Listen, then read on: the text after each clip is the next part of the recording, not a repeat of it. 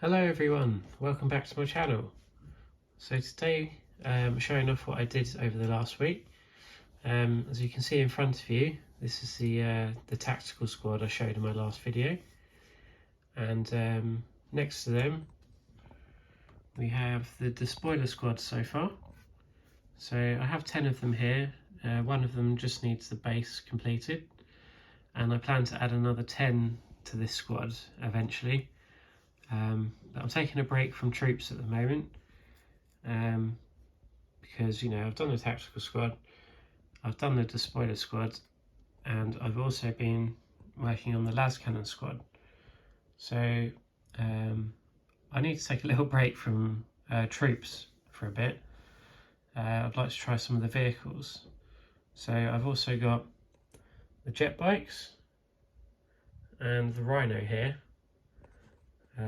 But starting with the lascannon squad, as you can see, they are using the Corvus pattern helmet rather than this style of helmet because those helmets are a bit too big to go with the lascannons.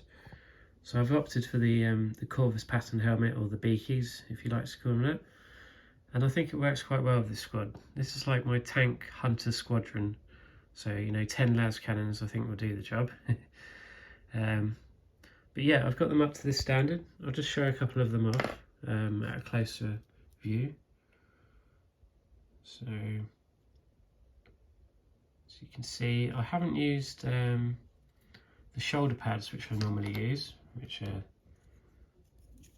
these ones from Forge World, because it would have affected the pose of the lascannon. So I just opted to use a plain blue one, which is fine, I think. But yeah, all the bases I'm doing on these guys are going to have, like, you know, this kind of rock style to it. So yeah, just showing these off again. But yeah, I'm quite pleased how they turned out. I didn't get them, you know, 100% finished. I think I was a bit ambitious saying that I'd get them all done over the week, but I'm happy with the progress that I've made. I mean, as well as doing these guys, I've also done the jet bikes and the rhino. So yeah, when it comes to jet bikes, I've also given them the chain axes from Forge World, which I've used on the despoilers already. Now these are quite tricky to put together because of all the curves and edges, and you know, trying to sand them down and get them smooth where needed was a bit of a challenge, but I'm quite happy how they've turned out. One thing I need to do is to fill and hide this, this seam which holds the bike together with some green stuff, so that's what I plan to do before I paint them. But yeah, I've got 3 different poses here,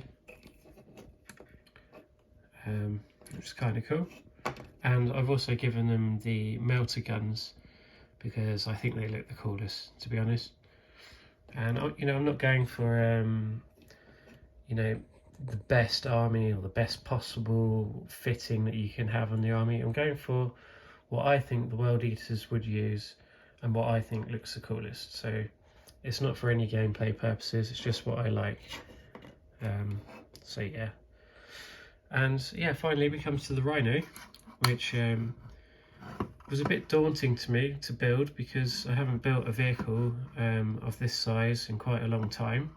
I've, you know, mainly been focusing on all the troops.